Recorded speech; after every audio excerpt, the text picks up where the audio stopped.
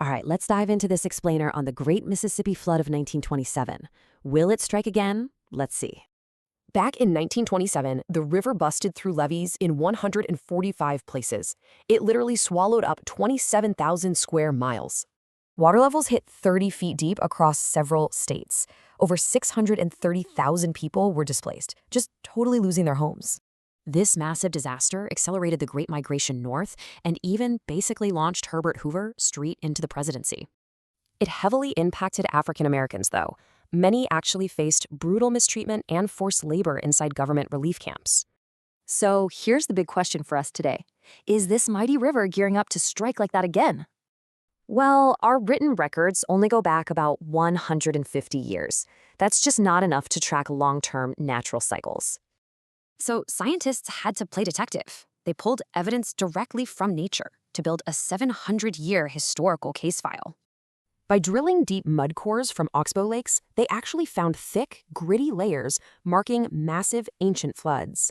Then, they matched that mud to injury rings inside ancient oak trees scarred by floodwaters centuries ago. And wow, the verdict is pretty chilling. The chance of extreme, devastating floods has actually jumped by 20%. It flooded way more intensely this past century than in the previous 500 years combined.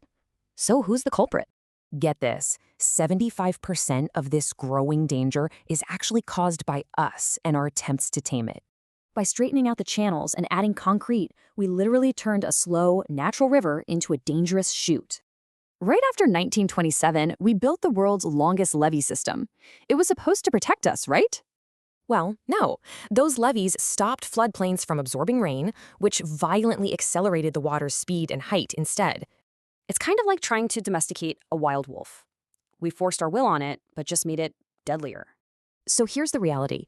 Even minor climate shifts, when mixed with our human-made levees, drastically worsen these floods. In fact, historic data shows the river's flow is incredibly sensitive to even slight climate shifts over time. Researcher Samuel Munoz really hit the nail on the head. We have to work with nature, not fight it. Which leaves us with this final thought. Will we unengineer our rivers before the Mississippi inevitably strikes again?